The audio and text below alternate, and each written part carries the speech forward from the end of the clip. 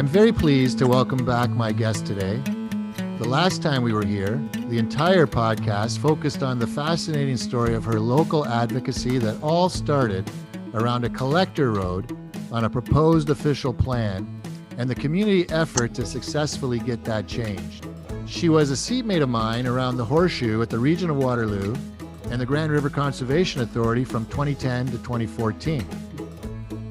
Her experience in our community as a municipal politician dates back to 1997 as a councillor with the City of Kitchener, and then as a regional councillor from 2000 to her retirement in 2014.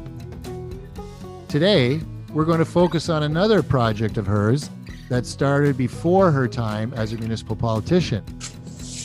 It's a great example of how a concerted and dedicated community effort with committed and focused volunteers can result in successfully saving and renovating an important heritage building. She and her crew saved a special piece of our local heritage from the wrecking ball, giving it a prominent presence in our local community. I'm very pleased to welcome back to the Old Grey Mayors podcast, my friend, Jean Haalboom.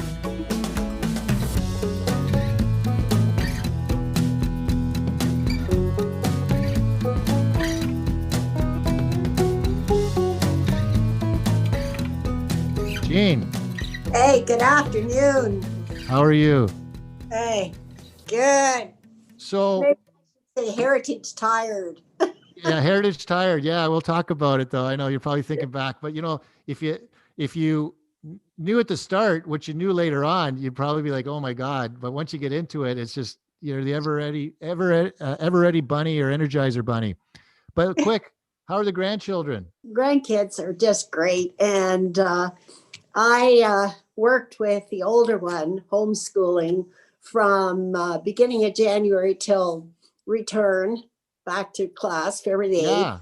And then when the younger one, who's 4.5, when her day finished, then she would come with her dad over.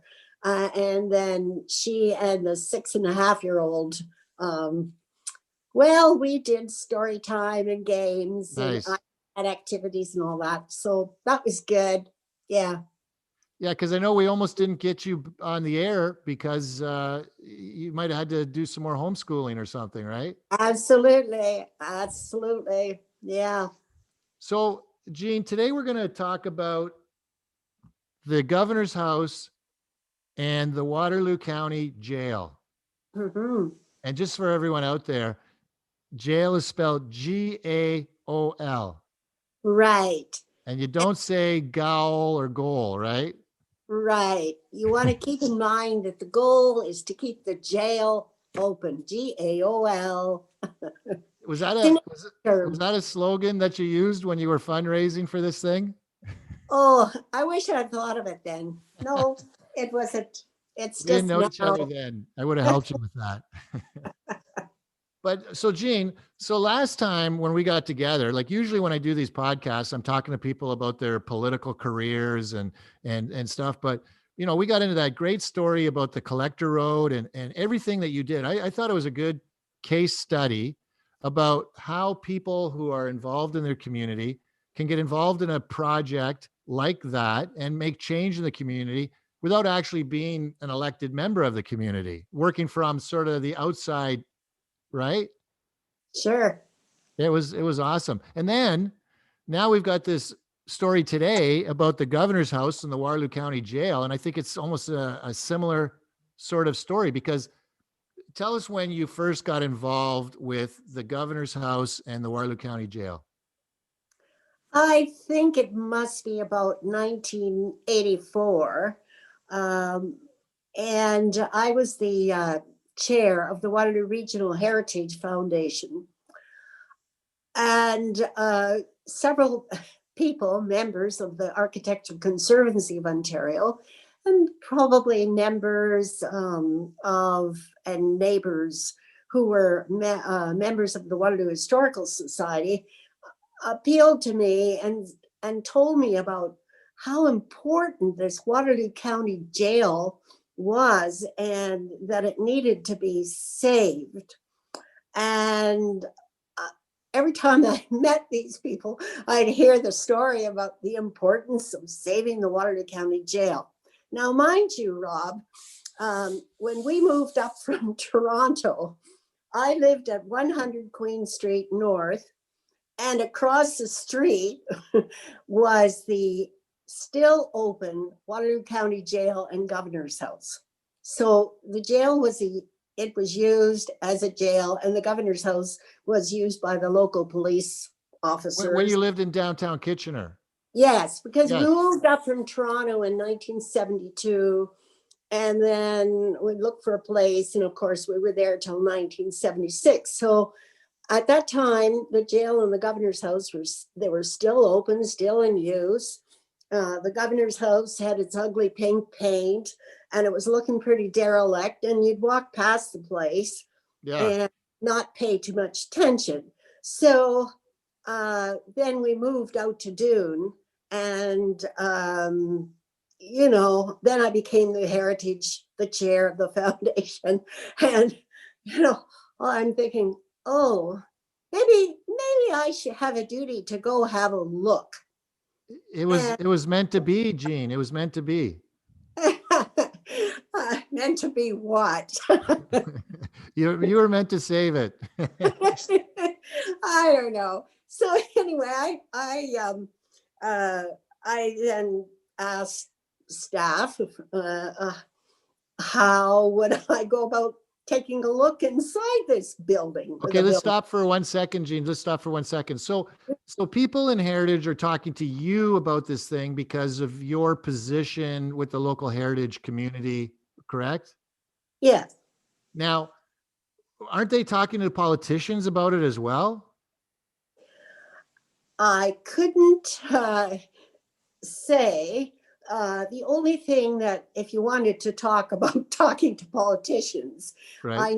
I know that there were a few of those members from the ACO and maybe Historical Society who were sitting on what then was in 1979, 80, 81, the Local Architectural Conservation Advisory Committee, LACAC, which is the precedent or the former Heritage. Now it's Heritage Kitchener, and right. That committee can recommend heritage designation. So the Heritage Committee, Heritage Kitchener, LACAC, had asked that this building, and I think probably they had asked the Kitchener Council to designate the buildings. And that was in about, because the buildings had closed in 1978. Ministry of Attorney General had handed over the keys to the region of Waterloo, or was it region? So Jean, the region was the owner of the buildings at the time that you started to get involved, or people were talking to you about it. That's right. That's right. Let me just, before we get too far, what's the significance of these buildings? Sort of like, when were they built and operational? So the jail, I'll just go back. In order to become a county seat or become Waterloo County, right, you had to be able to have symbols that demonstrated you knew how to administer justice. And the symbols were a county courthouse and a jail. And so the politicians of the day, or I'll say movers and shakers of the day, they were just tired of doing their legal business. At least this is my interpretation. Doing legal business, having to go all the way over to Guelph. And so they figured, we're advancing, we've got population, lots of business. We should be able to do our own court work. If you wanted to get your deeds done for your house. For property, property and probably court cases, that kind of thing. The odd drunken brawl. Stealing a piece of bread. Right. Anyway, and so it was a very interesting story, because uh, there was this big, what would I say, back and forth and back and forth. Where would the county seat be? Yes. And of course, it was between Galt Yeah. and Glen, and back and forth. And of course, Galt really wanted it. Actually, I'm trying to think of the other place out our way on the Huron Road, New Aberdeen. They thought they should have a site as well. Really? Wow. Yeah.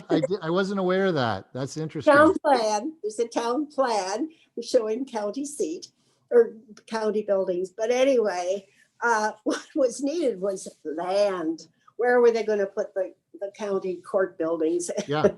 And so the guy, Frederick Gockel, and Gockel Street, Yeah.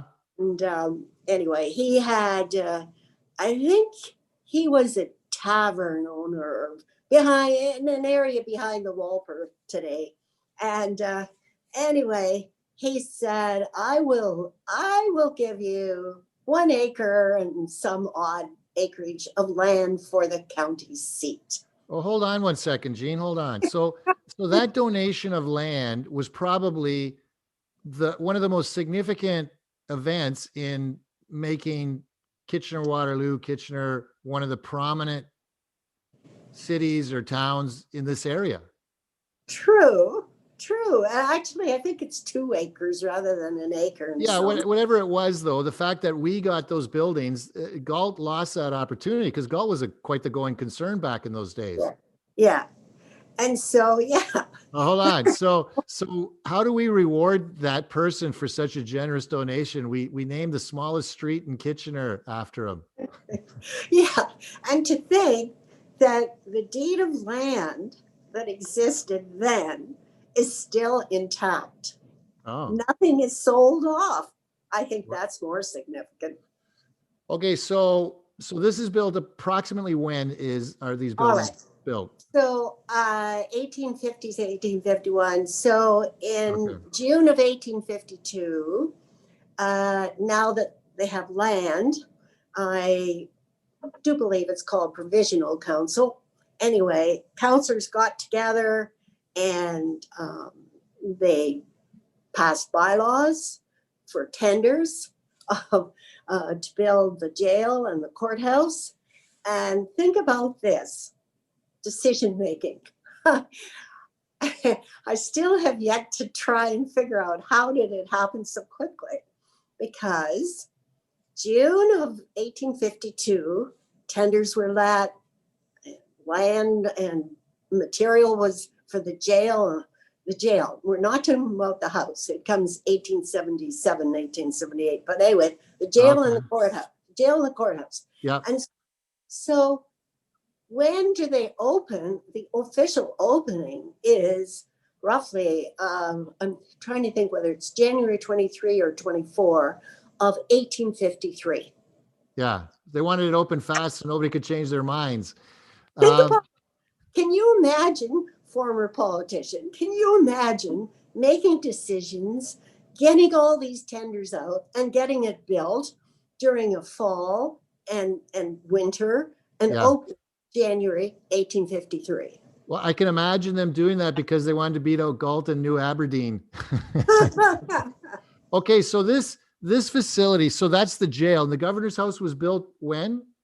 1877, 1878. Okay, so these two properties are still in existence. We're up in the middle 1980s. They stopped being in use in the 1970s.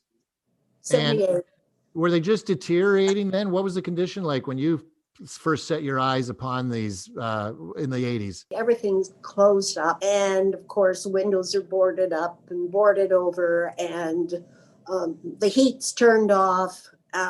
So let's go into the 1980s, after 1984, when I determined that I had better move with the public or those people who had concerns to raise awareness of the importance of the site and talk about how and what and in what way we might reuse these buildings. I was going to say, did the region not have a plan for these buildings? Okay, so I went in for the tour with the regional chief lawyer, went in and along with one or two facilities people. And so you were greeted in the empty cell blocks and plasters hanging, and in the middle of summer and 90-degree weather, it's freezing in there, and you want to make sure that you're well clothed, and it's sweating walls and not too peeling paint. And so then we went upstairs and looked at the upper cell block, and then from there on we went through, and then there was a link between the house and the jail.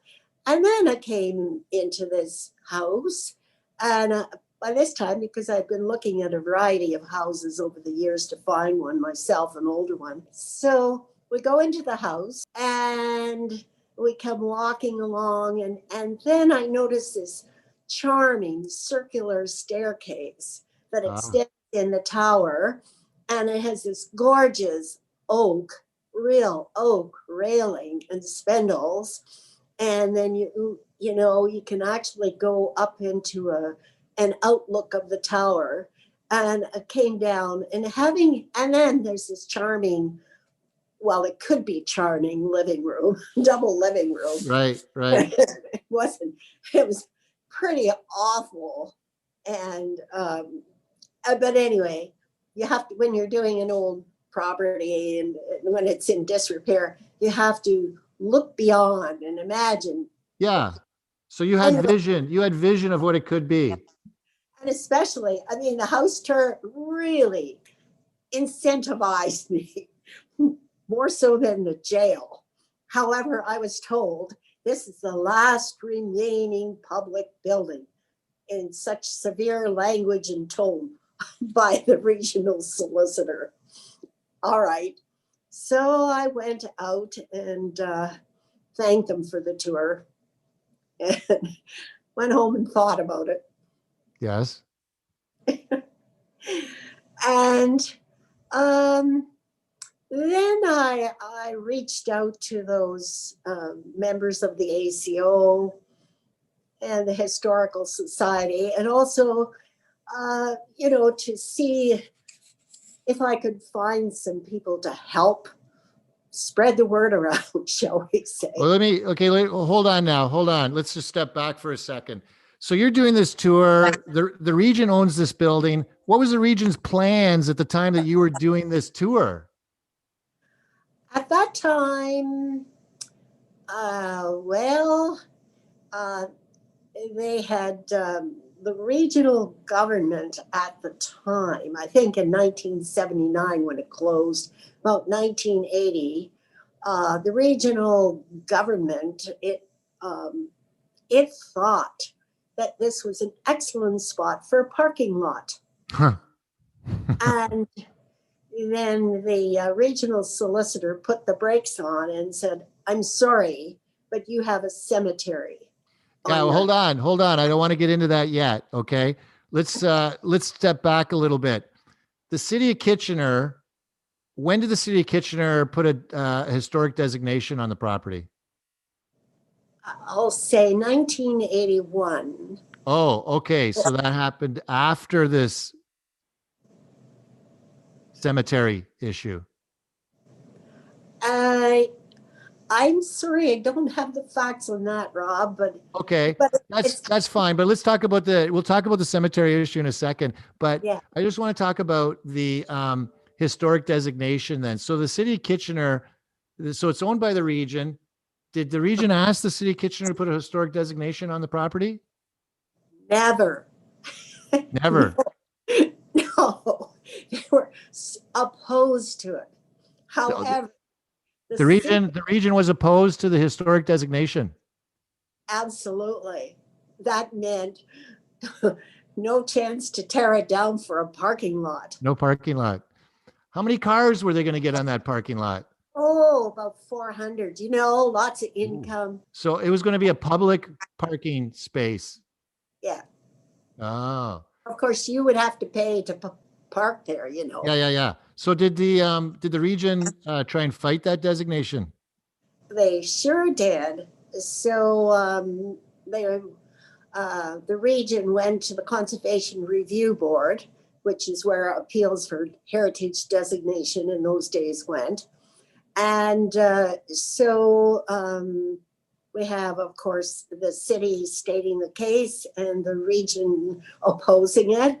And the ruling was that the designation had to maintain, and it received heritage designation. Mind you, no plaques were put on the building until 2002 when we reopened. Okay, so the region. Okay, so when the region lost the historic designation fight, was there like a backup plan for the site? I have not checked that out, or it seemed as though there was always the concern for building a new regional headquarters, and Right. that has never come to fruition. And so closer to the mid 1980s, there was a move to get a regional headquarters, and likely it would be on the site of the jail and the governor's house. Oh, now, but we got to build this up for a second because this is such an interesting part of the story about the cemetery. Um, the solicitor for the region, who was that person? It was Connie Giller. Okay, so she's the one that raised this concern about the cemetery on the site, correct? Right. So was the region about to do something on the site that this issue was brought to their attention and sort of stop them from doing something to the site? Well, I would think when they talked about a parking lot and demolishing the buildings, Right. that would be the start. Okay. I'm not too sure. I need to check this one out. So when she brought this up, what was the significance of that? What did that end up doing to the property or any action on the property, the cemetery issue? So there were, in the history of the jail, there were 3 hanged men who were buried someplace, 3 of them buried someplace in the jail yards or the exercise yards. And that concentrates a cemetery. So before you are able to, reuse the site, you have to prove either find the bodies and remove them, or do your due duty about digging, archaeological digging, and prove that there are no bodies there. So whenever there was a proposal for something to happen on the site, they had to do an archaeological dig. To find and remove the bodies. That's right. Mm-hmm. And how did that go? Which year are we at? All right. So the first dig was in what today is the walled garden. The exercise yard, we'll say number 1, right. Exercise yard. And all that was found there were the footings of a tool shed and a place to store winter vegetables, that kind of thing. And today, if you go in the garden, you'll see the fountain, and the fountain is in the location of that first dig. Oh, the fountain is where they found one of the bodies. No bodies. They just found the footings of the tool shed. Okay. And so the name of that archaeological dig, if you want to find it in the region archives and see what they found and the report, it's called Dining at the Jail. Okay. So I think besides a lot of the things that were with the tool shed and so the footings, there are a number of, if you go into the core POA, which is the former jail in the front room, you will find a case full of artifacts, and there were like old combs and soup bones and little pieces of china and so on. Right. That's there on exhibit. But they found two bodies, correct? Yes, but not in that yard. Okay. Where did they find them? All right. So we'll exit yard one. And each one of these exercise yards, there's a heavy wooden door between them. So, all right. So where will, dig? And so I'm not too sure because there were 5 exercise yards. So number 1, closed, eliminated. And so then we have the women's exercise yard and one off the kitchen. That's 2, 3. Then, oh yes, and then there was a yard that was closed between the house with the new wall put in. And then there's the big backyard, which is today a parking lot. So I'm sure they had test pits all over.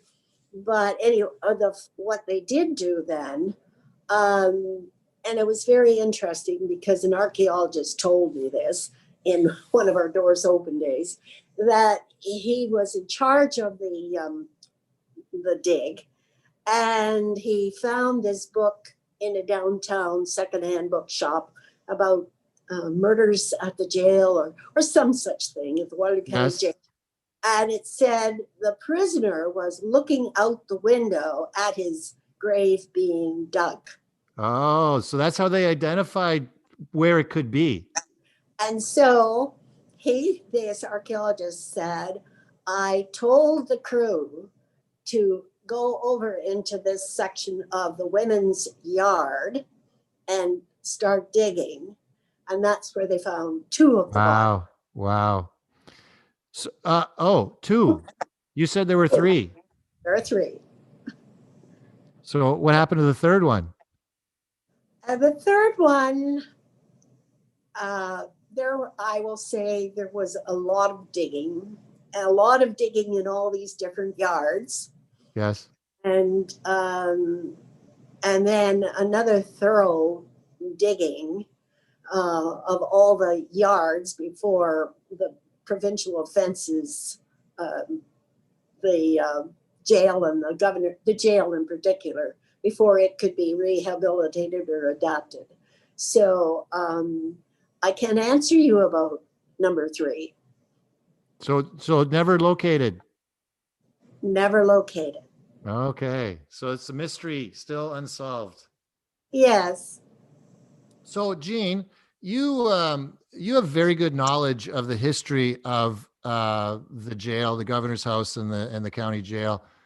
And I'm guessing that's because I read you took a lot of people on a lot of tours. Yes. So what was that as part of your plan? I guess, well, let's go back to the mid 80s then. What was your plan in terms of trying to save this facility?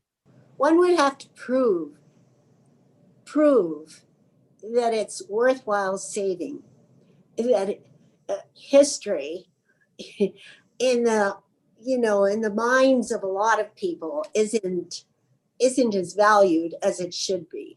Right. And also, I do recall in the earlier years of the 80s when Schneider House was being restored, and constantly it was, how much money is it taking to restore this place or restore the place? Right. And why? So people had to understand the importance of the jail. So the potential of investing regional tax dollars. Yes. And so the public has to be committed to say this is a good thing and could be used. Because there had been such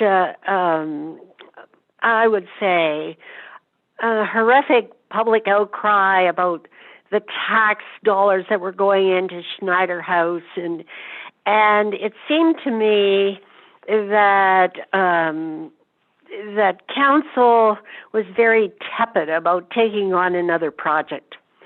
So what I then determined with a couple of other Architecture Conservancy Ontario local branch people that what we should do is show the inside of this house, inside of the buildings, and the potential, and that this building was there. Both buildings were very, very strong, and they were not, as they were being portrayed in media articles, ready to fall down or unsafe, or just because they didn't look pretty, and just because what would I say? There were several regional staff who were anti any kind of preservation. This had to overcome. We had to tell the story. So not only was it our reason for being, our reason for Waterloo region, Waterloo County to have become the center, but it was also, you had the story about those 3 murderers, and as I did tours, there were always people who came forward and they had stories for me. Like they had things that, memories of when the jail was still open, and so I learned a lot from people. So from that, Jean, what I'm taking from is, and I guess there were some counselors at the region who were not supporters of the project. You mean restore, like adapting it and opening it up and that? I would say there were some very committed counselors, and then some that were lukewarm, and then, well, I know there was one who really dug in, even on December 1999 when the vote was taken, that we would rehabilitate it. Yeah. And he literally said, "I will not support this." Well, he is from Cambridge. Okay. So, but in order to get around whatever naysayers there were, and the Schneider House project was going on around this time as well? No, I do believe that it was completed. It was completed. So the community had the experience of the Schneider House project, but in order to get around these issues, you basically appealed directly to the community by offering information and tours for them to see for themselves what it was like. Is that the plan? Absolutely. So we had, when there was an opportunity for special events in the malls to do heritage exhibits, we had our one about the governor's house and jail. And also we could appeal to people if they would like to join and become a friend. I also did many, many speeches with the community groups like Kiwanis and Rotary, speaking groups. And then I remembered this was a fun one. Professional Development Day, you could provide in-service for teachers. Yes. And the history consultant said, "We would just really love a tour of the governor's house and jail since it's part of our history. Would you do it?" And so I was in the midst of talking about it. We're going to go into it, into the jail. And just as I was talking, here was this older lady with a book. And she said, "I have something to tell you about this building. And it was Miriam Sock Whitney, who was a member of the Waterloo Historical Society, and she had written an article earlier about the importance of saving the jail and the governor's house. And that was really wonderful because she could share that with the teachers. Wow. So you're doing these tours and you're providing this information to the community, and you're trying to overcome objections to renovating. Right. But at the end of the day, there is a dollar amount that has to be spent to renovate, right? Yes. And how do you get to that point? The point? big thing is, Rob, for any building, to save it, you need to find a use, an acceptable use. Right. And so in 1996, the province downloaded provincial offenses. And provincial offenses then needed a new location or a renovated condition. And so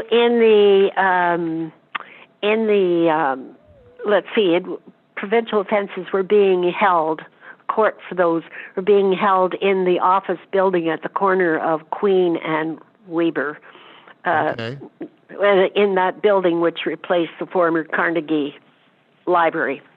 And anyway, so once they looked at the price of renovation and rehabilitation, it was about $2 million that they came up with, feasibility study. And so it was determined that here's a perfect fit with the use of the buildings.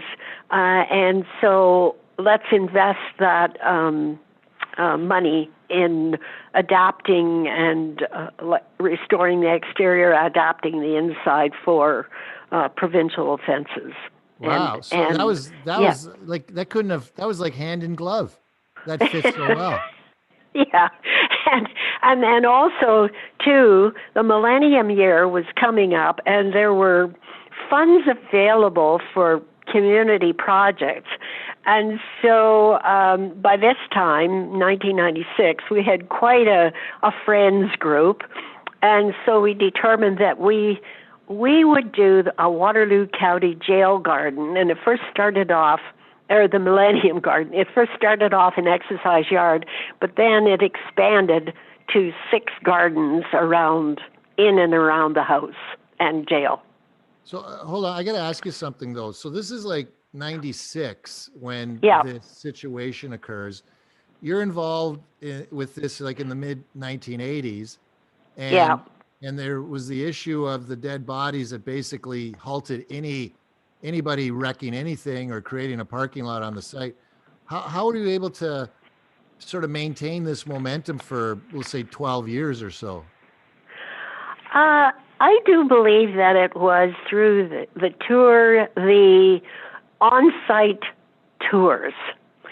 And the public library, I'll give you an example. For instance, the CEO of the public library said, we really want to give a lift and participate in the revitalization of the Kitchener City Center. And one of the things that we could possibly do is have September as an education month. And how would you like to use our facility to, first of all, do a talk about the history of the site? And from there, you can take people through. Then you can go over and do an on-site tour. And so we had several of those. That was one thing. And then throughout the year, there were different heritage events, or I just kept getting calls, because the word spread about this place. And then the word went around saying, this place isn't so bad. And after I take tours, like people going through, half would say, well, the house should be restored. it should be reused. And the other half would say, oh, the jail is so important. And also, when we did our mall exhibits in Heritage, there were always people who would volunteer to participate in our activities. And then, of course, there was always the encouragement, if they believed in having the buildings rehabilitated, here are your regional counselors. Please let them know. Yeah. So let me ask you, Jean. So, like Preston Springs just got torn down because they said, "Oh, it's in bad shape, and we've got to take it down."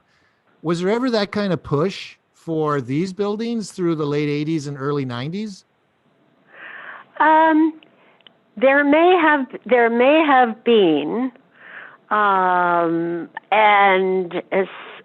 have been, and then the talk about the site was where the regional headquarters would go.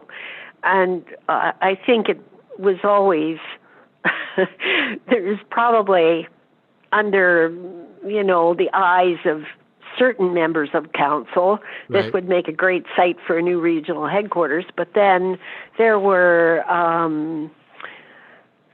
other councillors, and I do believe the regional chair was very much in favor of, had strong feelings of keeping this building and so on. And I do remember Councillor Mike Wagner, who was a Kitchener councillor, when he was really promoting the restoration and adaptive reuse of the jail and the governor's house. And his wife Pat as well, correct? Yeah. Yes, and she was my vice chair on the Friends of the Governor's House and Jail. And so, going out and we had TV coverage and media coverage, and so there was a good story with it. And also I have to give credit to one of the facilities staff who his job was primarily the courthouse and the jail and governor's house, and looking and taking note of it and saying, I think some small amounts of money could take care of them, short-term maintenance. And so the place is kept dry on the inside. Like a leaky roof or something, right? Yeah.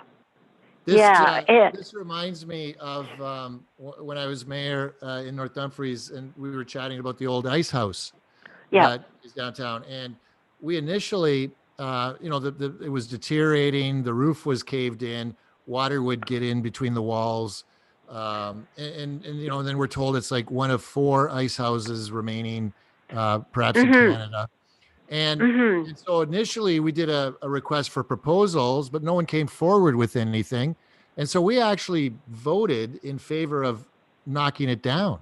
So we had that motion there, it was passed, and it was just sort of hung there. We weren't really taking any action. And then one day I was sort of jogging through town, and I don't know if it was the way the sunlight was falling. Yeah. It just the way it shone, and being down by the river, I thought, this is such a beautiful thing. It could probably be incorporated into a neat park right by the river.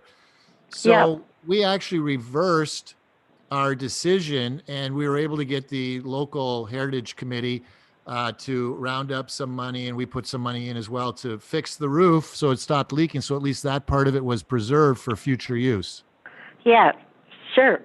And that's the main thing you really have to watch with older buildings, to keep them dry. Yeah. Keep them dry. Yeah. And so you had some good allies on staff and key positions in staff to make sure the funding was available on an annual basis to deal with certain issues. That's right. That's right. I just want to ask you though, this Friends, what was it? Friends of the Jail? What was it called? Friends of the Governor's House and Jail. Okay, and this, was that a Facebook group? Oh no, this is pre-Facebook. Oh, okay, no Facebook. I guess, no Facebook. Sorry about that. I think I would fail today on, even Facebook. I don't know. She had the right idea. Facebook's trouble. Obviously, you had the right idea. Yeah, but I had a lot of phone contacts. Right, right. And would you do it? Would you mail out to them? Was it a lot of mail? Not necessarily. I did a lot of phoning, and my colleagues did a lot of phoning, Okay. That's how and you then kept people informed, like the friends of the. yes, and then whenever there was an event like tours or mall exhibits, and would you please help, and that's how we did it. And then yes, so I yeah. Well, And then, of I course, guess we should, on that point, we should remember this was all done before social media. yes, it was. Yes, Right. it was. That's Yeah, fantastic. and I have to say that in my work as a counselor, I met very terrific people, and from Heritage, I met in my former Heritage work, I met terrific people from all across the city and the region. Yes. So you could build support that way. And I remember there was from the separate school, there were teachers that were really keen on heritage building and saving and heritage, and they call up and say, "Can we bring our kids down? We want to do a tour," that kind of thing. And so you just build up connections that way. So I just want to ask you this, though, too, because it brings to my mind this issue of whether it's publicly owned or privately owned property, and if that's a factor in terms of preserving a heritage building. Because it seems to me, when you take a look at some of the projects, like in Cambridge, the old post office or the old city hall or the Hespeler Library that's encased in glass, when it is publicly owned, it seems the funds are there to ensure or preserve the building a little longer than when it's privately owned. Because I'm thinking about, for example, Preston Springs Hotel or the hotel that was downtown Kitchener. I forget now. Was it the Mayfield or Mayfair? Mm-hmm. Mayfair Hotel? So because in our situation in Ayr, we were able to, that building was actually privately owned. And I was able to convince the owner because there were back taxes, to transfer the building to the township in lieu of their back taxes. So then it became the township's property or publicly owned. It just seems to me, I don't know, if you can comment on this, is when it's publicly owned, there's maybe it seems to be preserved better. I don't know what to say. I think a lot of it depends on the will and access to funds, whether it's private or public. Right. And the history of it. So I would say that publicly you can probably take do your budgeting, your work, and you have a financial plan and so on. Whereas privately, it takes there are tons of buildings that I have seen that have been privately owned and privately restored. Right. And what I will say is that when you're in private capacity, you're probably on a certain budget yourself, and you have other costs, and you just can't, shall we say, reach out with respect to the tax dollars that way. Right. You have to know how to budget, and you have to find workers and craftspeople, and myself, I will say, having had experience, you can get some exorbitant quotes because they think, oh, it's a special building, and oh, it needs this, and oh, it needs that, and they really don't know what they're talking about. And I think of preserving a hardwood floor. I had one bidder come in and said, oh, why would you say that oak floor, it needs to be oh, it's $3,500 to clean up. You may as well get a new oak floor. Right. And why would I do that when it's over 80 years old? Yeah, And, exactly. and it's good wood, oak. And then I had another person come in who said, oh, I can redo it. I can do it for $350 and did an excellent job. See, so, yeah, I guess you gotta do your homework basically, right? So that's the key. Yeah, and it's the other thing that is a stumbling block now compared to when the heritage restoration movement started with people and buying houses and doing. We had in service. We had the province had in their culture department or their heritage department. They had trained staff who could come out and do workshops for you. And the Waterloo Regional Heritage Foundation, well, when I was chair, we did, at least we would have one session on like one Saturday where we'd go from 9 in the morning to 4 in the afternoon and bring in speakers who could talk about how to do mortar, like the special mortar you needed, and how to, like woodwork and how to restore your windows and no, don't throw them out, and here's what you can do, and you had a very active group promoting heritage and restoration actively in the community. So let me jump then to 96 when this concept of converting the governor's house and jail to the Crown prosecutors and the courthouse and office in the courthouse, how did that idea come about? That this was a possible site for that, rather than doing the renovation you had talked about at the other facility? Well, I do believe that Connie Giller, probably as you're aware, there's always a subcommittee of staff work on it. So I do believe it was a rep from the facilities department and Connie Giller, the lawyer, for sure. That, and maybe some other people in facilities who determined and came up with a case. And also then there was, I'm trying to think, a feasibility study done on it. Okay. And in the feasibility study, there would be requests for quotes and how to do it and so on. So you must have been ecstatic when the intersection of these two plans started to come together. Yes, I remember the night when council passed the resolution, December 1999. I think it was the first Wednesday evening in December of 1999, and the resolution was passed. And we all, kind of went out of the council chamber and, jumped for joy. And I remember another member from the Waterloo Historical Society, who's on the executive committee, called her members and said, "It's passed. We're on our way." So. Right. And then the next thing you're wondering about was what was going to happen with the millennial change and the ticking time bomb of December 31st to January 1st, 99 to 2000. That's right. And it was it was fine. So when did, in terms of I'm wondering, was there some community fundraising that happened with respect to this project as well?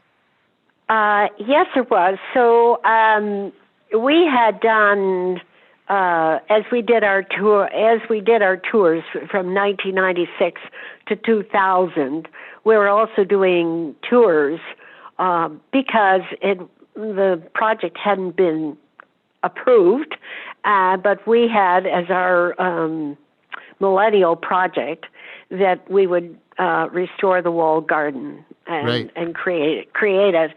So we did some fundraising, and then, would you like to become a Friends of the Governor's House and Jail, and so on, raised awareness that way. And then once we got the Oh, we did a charrette on, which involved people from the neighborhood, office people, the Historical Society, ACO, a charrette as to what this garden should be used for and how it should accommodate lots of public input. And then from there, we advertised, once we got the approval, that this would be a Millennium project. And then we started to do more serious fundraising. But we had, we started out with the goal for $85,000 for a Millennium Garden project, but then it expanded so that we went around the buildings, and so we ended up with 7 gardens now, 6. Yeah. So there was one in the main one was the Millennium Garden, and then we had this is dreadful. I can't remember all the That's different... okay. It's a lot of gardens. Yeah, and on the Boulevard Garden, because we didn't want it, the cars had to be in there, so we wanted to have plants to, shield, to cover that, and trees. And then the Governor's Garden, which was all around the house, and then the history wall and so on. And so there was money available because of the Millennium Year from the Department of Canadian Heritage, Government of Canada, and then there was also from the province of Ontario. So that was a chunk. And so 85, and then we had to we went up to 150,000. Okay, and did you get some, and Jean, did you get some corporate donations in that as well? It was primarily from foundations. Okay. No, I suppose there might be 1 or 2 corporate donors on here, but not, And I thought a very nice gesture on the part of the municipalities, which was like the 7 municipalities, or the 6 municipalities. So we have, as part of the garden, it's outdoors, but it's called the Founder's Bench, which is black granite. Okay. And so we took the crests of those townships, the crests of the municipalities that were part of Waterloo County at the time of 1853. And so the city of Waterloo said Waterloo Township no longer exists, but they were represented in that. Right. Your township, North Dumfries, Wellesley Township, Wilmot, Woolwich. But these were the reps that were sitting around the council horseshoe in 1853. Oh, very nice. This was a very interesting talk and discussion. And you know what? I just want to say thank you to you, and obviously to everyone else that worked with you, because I know you're very magnanimous in sharing the credit. But, these buildings were significant because without them, we wouldn't have a regional Waterloo. That's right. The way it is, the way it exists today. And so they're basically the birth of what was to become what we have today. And so credit to you and keeping those in place. So listen, thanks again. And look, we'll be in touch, and all the best with the grandchildren. Hopefully we don't have another lockdown. Oh, no. Oh, my goodness. Okay, thanks again. All right, Jean, you take care. Yeah, bye-bye. Okay, bye. So this has been another edition of the Old Grey Mares podcast. I want to thank you for having listened and tagged along with us. If you want to hear from someone in the community that you think would be an excellent guest for this podcast, let me know, and we will be happy to try and make that happen. And if you really like what you hear, you can subscribe and be informed of future Old Grey Mare podcasts. Thanks again. All the best.